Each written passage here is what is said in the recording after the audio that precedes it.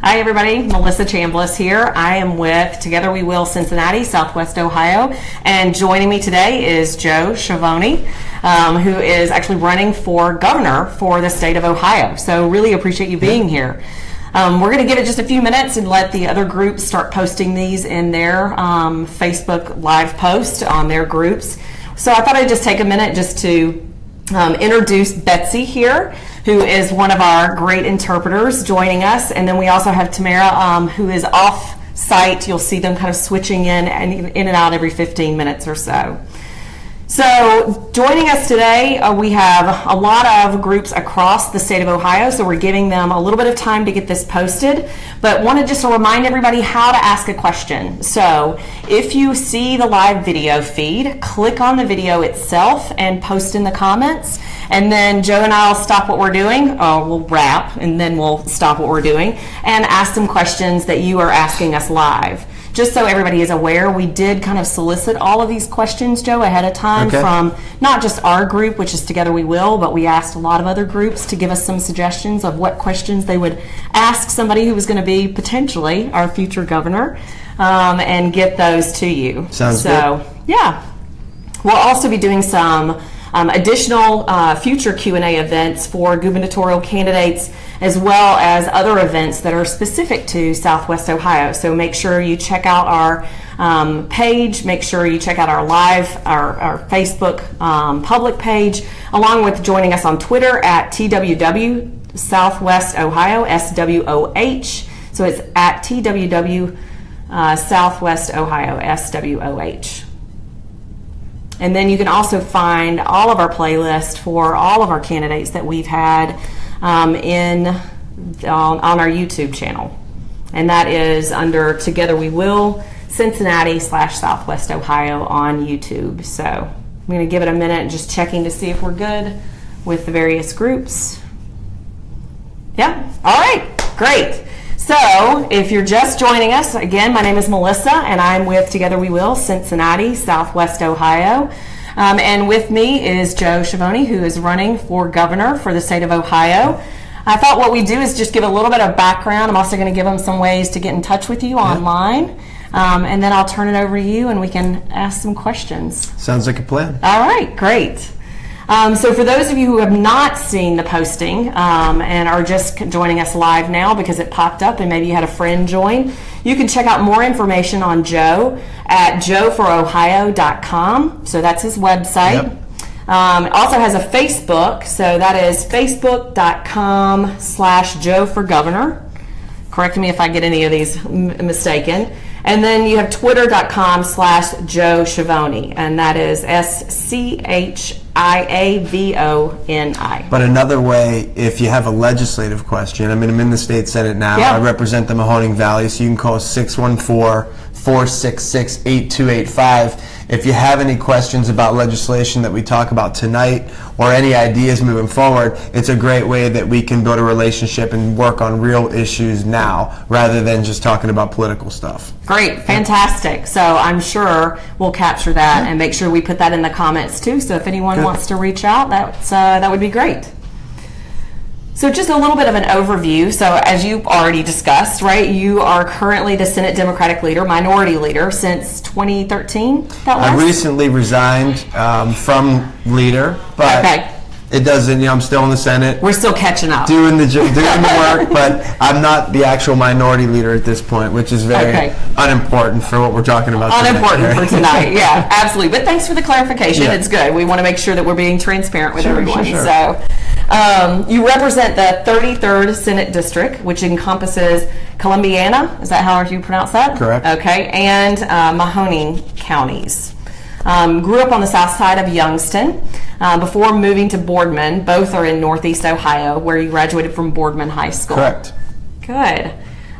So you were a boxer? I was. So tell me a little bit about that. I mean, I fought in the Golden Gloves tournaments in Youngstown, and my father did the same thing. It was a good sport for me. I was one of those guys that, growing up, I loved sports, but obviously not very big and wasn't that fast. So playing football or basketball kind of was out. So Not really a good idea. I ran track, I fought, I wrestled, and did a lot of individual sports. And it was something that I learned a lot about, how to push myself and really dedicate myself to something. And it's a lot of people like that fact. And I have some old videos of fights that we can watch together one day. Yeah, we'll have to check those out. Sure. So you also have a Bachelor's in Science and Communications from Ohio University, a law degree from Capital University, and so you're kind of following in the footsteps of your grandfather and father, representing injured workers in your law firm. Yeah, I've represented injured workers in workers' comp cases since 2004, and that trained me a lot for what I do today in the Senate, because you were dealing with very important issues, working class people every single day. It was making sure that people have enough money to put food on their table, making sure that people get the medical benefits they deserve and get them back to work and get them back to health. And so being a young lawyer, you got to take this stuff real serious, and you got to be prepared every single day in order to gain the trust of your client, just like I gained the trust of constituents today. So it was good for me, and I still do it. Yeah. Good. Thank you. So I thought we'd just kind of move. You were appointed to a vacant seat in the Ohio Senate. Correct. In what year? 2008. Correct. And then elected in 2010 for a 4-year term. And then 14 again. And then 14 again. Okay, perfect. Well, I thought what we could do, I'll ask if there's anything you want to add, make sure that we're aware of. I mean, everybody has the website. We have quite a few questions, and I anticipate we'll probably get some coming through the live. So I'll just ask you to add anything, make sure we know something about you that you want to make sure we're aware of. Yeah, I mean, I want to get to the questions because that's the most important. But, you gave a little background on me, a little bit more is that, I didn't have any political background prior to this job. It was something that I didn't know a lot about, but I knew that I wanted to improve the quality of life in my specific community in Youngstown in the Mahoning Valley. And so the ideas that I've brought forth to the General Assembly have all been things that I've seen with my own eyes. These aren't things that some political expert or somebody tells me what to do or what to say in order to get reelected. They're issues that we try to help people every day when it comes to jobs, when it comes to education, when it comes to feeling safe in your community and dealing with healthcare issues. These are all issues that are really, really important to people today, and we need elected officials at every level to respond to people's needs and not just use talking points and try to further their political agenda. So hopefully through the questions we can kind of talk more about that, and we can develop some relationship with some of your folks online so that we can get down to business here. Absolutely. Absolutely. And we'll leave some time too at the end for anything that we may have missed or something like that, because we want to make sure we give enough time. Yeah, that's great. So we captured these questions again by just soliciting them in our group. We have probably about 7,800 members in Together We Will, and then across the state we've also gotten some input. So a couple of the general kind of starter questions that we have is, how will you handle it when you don't agree with or want to go along with a given policy or something that's being instituted? It happens all the time. I mean, I've been the minority leader in Columbus. There's been plenty of times where, you don't agree, but you have to keep working. So what I try to do is every day I'm driving from Youngstown to Columbus, I think about things that you can accomplish in order to make a stronger Ohio. And I mean that when I say that. You always got to try to work together first. If you can't do it and you got to fight, sometimes you got to fight it out. But it's really important for elected officials to try to work together first and only fight when you have to. Now, I've been put in some bad situations in the Senate because as the minority leader, a lot of the legislative priorities are crafted behind closed doors, and you have to react to it immediately. So reading a bill, being able to speak on a bill, getting all the information, getting people down to the State House in order to testify about how that bill will affect their life, that's a really important piece of being effective in the minority, because you don't get an opportunity to craft the legislation, you just have to react. So oftentimes I will have to fight, but I always try to pull positives and try to work together first. Okay. All right. So it's just about being patient. You can't get everything you want in the world. You just have to be patient and try to work together. Right. So how do you think, if any, right, so I don't know, but how do you think, if any, your reaction would be different or the same if you were elected governor? So you have to think about the setup. If I'm elected governor, or any Democrats elected governor, you're still going to have Republicans in charge of the House and the Senate, the same people that I'm working with right now. So I understand the setup in the State House. I understand who has the power in the General Assembly. And even if Democrats pick up a few seats in each chamber, they're still going to have a huge lead when it comes to numbers and power in the General Assembly. So you have to have that, understand that going in, so that you know how you can work with these people, and I know how I can do it. Now, there's going to be issues that a Democratic governor is going to be at odds with a Republican House and a Republican Senate, but they will know, those members in the House and the Senate will know that the governor has the power to veto things, right? So that sets up a power dynamic which is balanced, because they don't want you to have to veto every single issue. You as a governor don't want to veto every single thing. You want to work together to find something that's sensible, so you don't have to do that on every single bill, but it at least sets up some balance. And I think that's really important for people to know. Okay. All right, great. So how will you work collectively? Well, I think you kind of talked about this a little bit, but maybe you want to expand on this, because you talked about having, Republican Senate, Republican House. How will you work collectively across those party lines? Because I think we're seeing that, just in the U.S. in general, that we're struggling with that across the nation.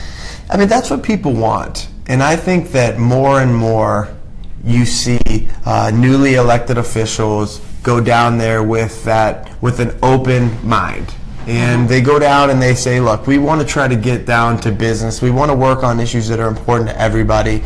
Some of the older, more experienced politicians still hold that party before the people mentality. But I think most people today, they don't really care if you're a Republican or a Democrat. They just care if you're responsive, if you listen, if you can be helpful, if you go and actually engage with them, so that you can build a real relationship based on trust, not just based on empty promises. And so I'm hoping, and I'm optimistic about it. I mean, I've only been in politics for 8.5 years, but I'm optimistic that we really can do good stuff together and make communities like this stronger, and make places like I grew up better. And that's what we need to do. We need to focus on that and not focus on all the political nonsense. Right. No, I completely agree. People are sick of it. Yeah, it's gotten ridiculous, I think, in our country overall. And how do we come together? Because I think at the end of it, we probably want a lot of the same things. Well, and that's why, I start off talking about jobs. I start off talking about schools. I start off with talking about feeling safe in your community. That's important to everybody.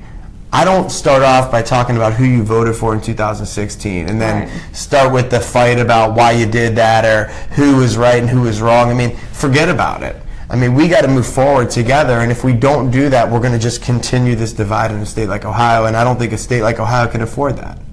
Great. Well, I appreciate that. Yeah. So we're getting some questions. So we're going to stop what we're doing. We're getting some questions live. We want to make sure we answer these. So a question we have is, how can you improve the public schools that need help? So we have a section later on schools, but let's go ahead and talk about it now. Well, that's really important to me. I've worked on a lot of education issues since I started, and the reason why I went to education immediately when I first was appointed in 2008 was I saw a lot of for-profit charter schools popping up in neighborhoods in Youngstown, and they bought up a lot of the old Catholic schools for very little money. They threw some desks and some tables in it, hired some teachers, and called it a school. But they didn't have to follow the same standards as the public school down the street was receiving the same amount of money. And I had a real problem with that, because a lot of those places were closing, making money off the students, and then sending the kids back to the public school. So I said, look, choice is good, choice is fine, as long as they have to follow the same standards as the public school down the street.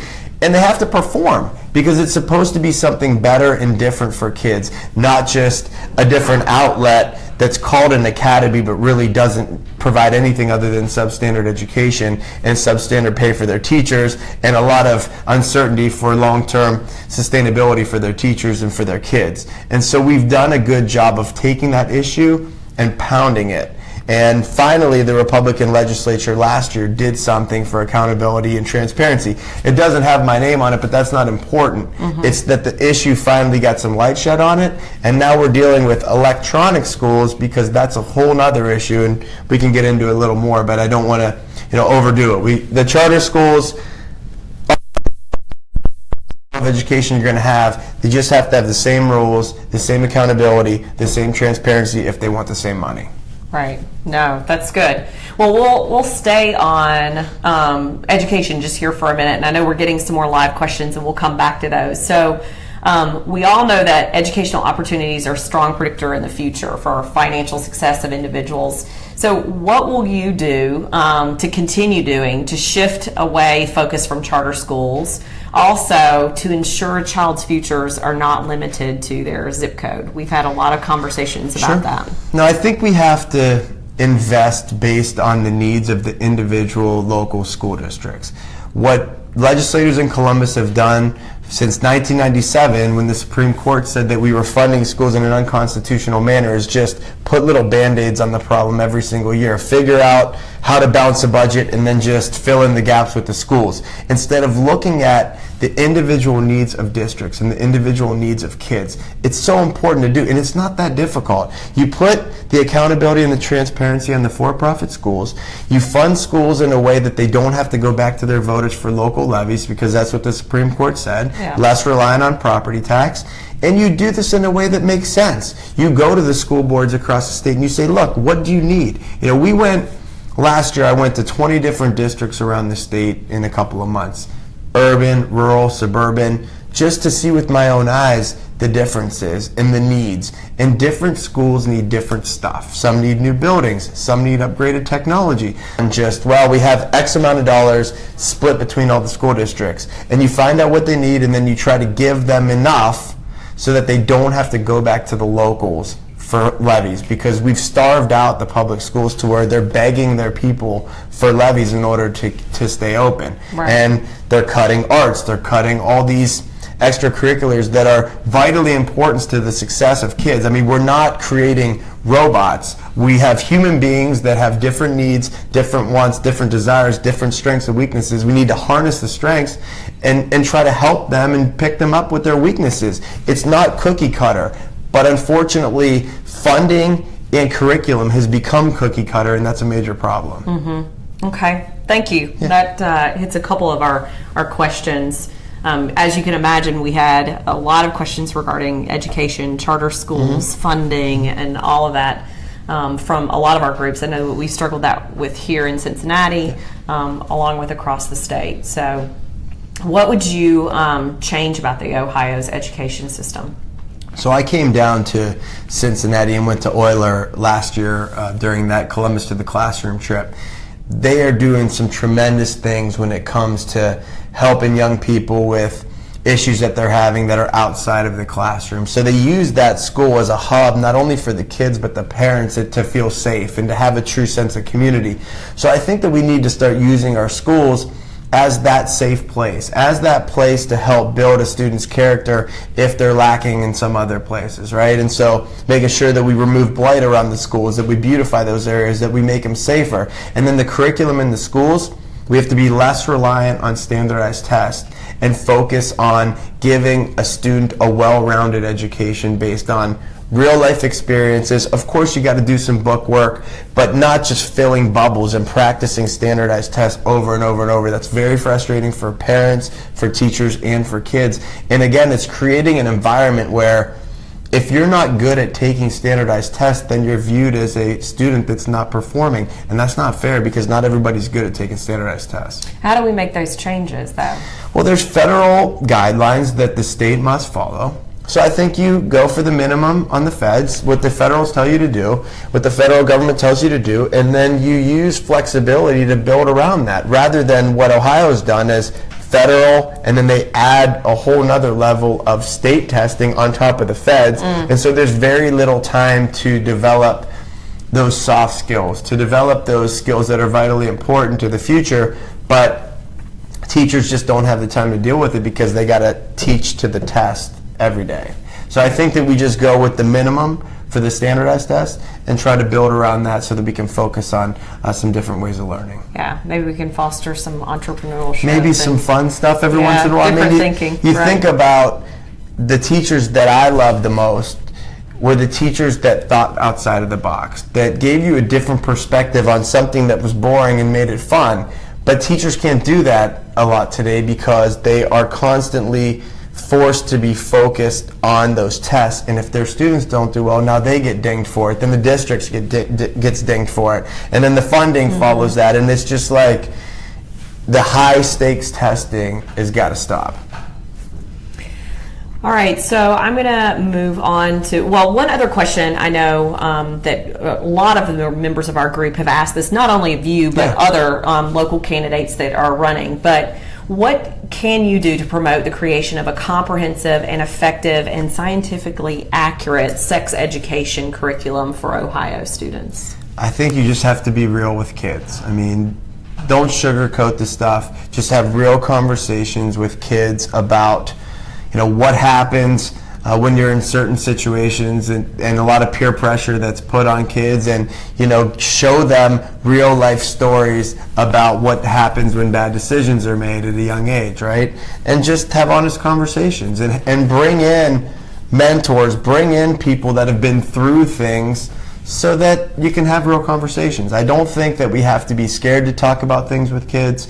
Kids want to understand where adults have been and decisions that have been made and real life experiences, and so just have conversations with them. I mean, I have a 4 and a 3-year-old, so I'm not talking with them yet, but we will, right? And when we do, you just got to be straight up. Yeah.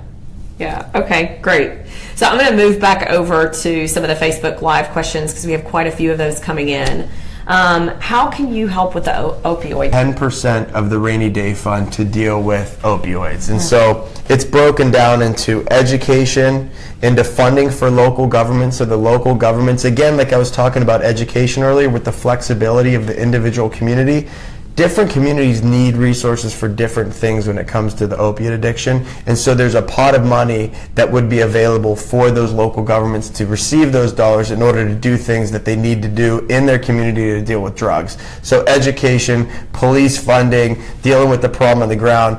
But the real issue is rehabilitation on the back end. It can't just be, well, we need to increase the beds. That is important, but it's actual training and getting somebody the opportunity to get their life back on track after they're clean. Sometimes it takes multiple times. It's not an easy process, but we have to keep working through it in order to give people an opportunity to get back on track, because you're either going to pay to rehabilitate them as a taxpayer, or you're going to pay to incarcerate them, or you're going to pay when they're committing crimes on the street. And they're human beings, and you got to remember that we're all human beings, and we all have strengths and weaknesses, and we got to help people get back on track. It's an expensive process, and it's not going to be easy, but it's one that we definitely need to tackle head on in the state. Right. It's such an important issue. It affects everybody, right. Every community, every demographic. It is a huge problem. Right. So, what do you think we should do with the Ohio surplus? So there's the rainy day fund. I think that's probably what they're referring to. I would think. Yeah. So there's $2 billion that Governor Kasich has been holding for a rainy day. And is that what you're talking about using in different communities, portions of it? We propose 10% for the opioid crisis. I think that is what the rainy day fund is meant for, is dealing with whether it's the opioid crisis, whether it is the $800 million shortfall that is in this budget. That's what you save money for, is a rainy day. And instead of using those dollars to stabilize, the Republicans have just cut services and continued to hold that money in a checking account.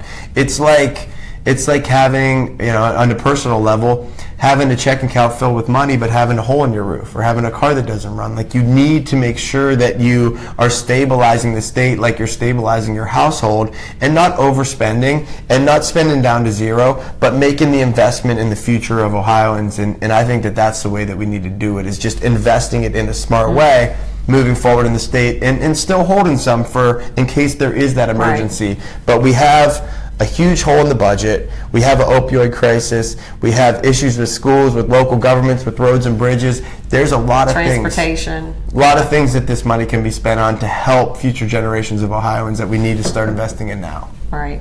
Well, great question. So here comes another question from, how can we get more insurance companies like Anthem back in the marketplace in Ohio? It's tough. We need to make sure that we have a fair system in place when it comes to health care. And I don't understand why we can't get everybody in the room and have real conversations with insurance companies, with the providers, with the doctors, with the hospitals, with the home health care agencies, with all the healthcare providers, and say, how do we have affordable, quality health care for people in this state? It's always like us versus them. It has to be these people win or these people win, and there's never like a real conversation about it. And I know that that's easier said than done, but having good providers is really important to the future of having quality, affordable health care. So I don't know how to answer that specific question. I just know that we need to foster an environment that is more structured in conversation and trying to work and compromise rather than always having, black versus white and just like it's either this or this. It's just like it doesn't have to be that way. All right. Well, it seems like that's kind of the state of our nation right now when it comes to health care. There is, we're either... Because people get up and go crazy about it on one side, and like it makes everybody nuts. And then it's such an important issue that when somebody loses their health care, then they're super fired up on the other end. And so you just have this constant battle that it just seems like it has to either be here or here and can't be here, and I don't understand why, but you got to keep trying to bring people together. Bridge that gap. Yeah, absolutely. For sure. Let's see. I have worked with, and this is from the group again, we're taking these live. So I've worked with the food outreach world since I was really young. What would you be willing to sit down with some of us to see how all the waste in stores, et cetera, can stop? Help farmers be able to help without losses to them. Our list gets bigger and bigger for help. So I guess this is just, would you be interested? Maybe they could call your number? That would be... That you gave out at the beginning of this, right? That would be great. I mean, I know that there's programs in place at the state where we buy excess food from farmers and then try to get those into the hands of people so that they can live healthier lifestyles. There's a lot of people that live in food deserts in urban communities where they don't have access to healthy foods because they don't have grocery stores that are close by, and that's a major problem. So I know in Youngstown in the Mahoning Valley, we're trying to give vouchers for certain folks that live in these food deserts so that they can go to the farmers markets and participate and buy that excess food and have those dollars. If there's ideas, that's huge. That's really important, and tell them to call. Yeah, absolutely. Somebody can get creative with it, right? It makes total sense to do it. Yeah. So how will you help rural Ohioans in counties that feel largely ignored and left behind? How can we get jobs like manufacturing back in Ohio? Yeah, this is every night I'm somewhere talking to people about this, and I'm going to a lot of those places where people feel like they're forgotten, that people feel like they're left out. Yeah. Like I didn't just start this campaign by running to Cleveland, Cincinnati, and Columbus. I'm from Youngstown. I'm from a place where people feel like that. So I've gone to the Youngstown-like places multiple times on the front end of this campaign to show people that I care about them, to listen to them, and bringing jobs back. Everybody says that they want to bring jobs back, but you have to actually work at it. You have to clean up the properties that need cleaned up. You need to incentivize hiring. You need to make sure that people have the skills in order to work these jobs, and putting everybody together, using your universities and your technical schools is the way to go. And investing in some of these things like the Youngstown Incubator, where you can have a building where people can come in with ideas, have free rent and free technology. They just have to pay the people while they're in that incubation stage. There's all kinds of creative ways that we can do this. There's no magical solution. You just have to work one thing at a time and try to keep what you have and grow those manufacturing jobs, but also work on those tech jobs while you're doing it. Right. Well, and I think some of the things that you talked about earlier regarding school systems, education systems, infrastructure, all of those types of things help attract businesses to the state or deter them from. Well, and you bring up infrastructure is really important, and I don't think I hit that yet.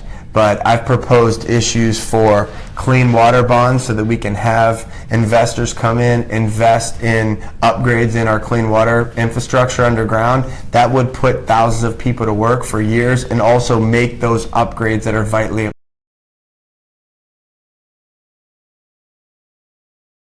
How do you plan to create more opportunities for returning citizens and people with criminal backgrounds? And what policy changes do you propose to ensure that they have these opportunities? I think that we have to look at people that may have made a mistake in their life, and show them a pathway to success and give them an opportunity, because everybody makes mistakes in life. And so we have to make sure that we're incentivizing companies to look at giving these folks a second chance. There's a lot of ways that you could retrain people to give them the skills to find the jobs, but you have to have pathways and roadways for them and opportunities for them. You know, I've talked a lot in a lot of our cities, and you know, I think that we as a government have not done a good job of giving these impoverished neighborhoods opportunities, right? And people feel like if they come from one of these areas that they're going down a road that is very difficult, much difficult than people that live in the suburbs, you know, a half hour down the road. And so we have to make sure that we are giving everybody an opportunity, an equal opportunity, no matter where you're from, and not just saying it, but actually putting some policy in place to actually do it. Okay. Well, I think we're having just a little bit of connectivity issues. Okay. So let's just take a pause real quick. And I guess we'll be right back. Is that what we need to do? Yep. All right.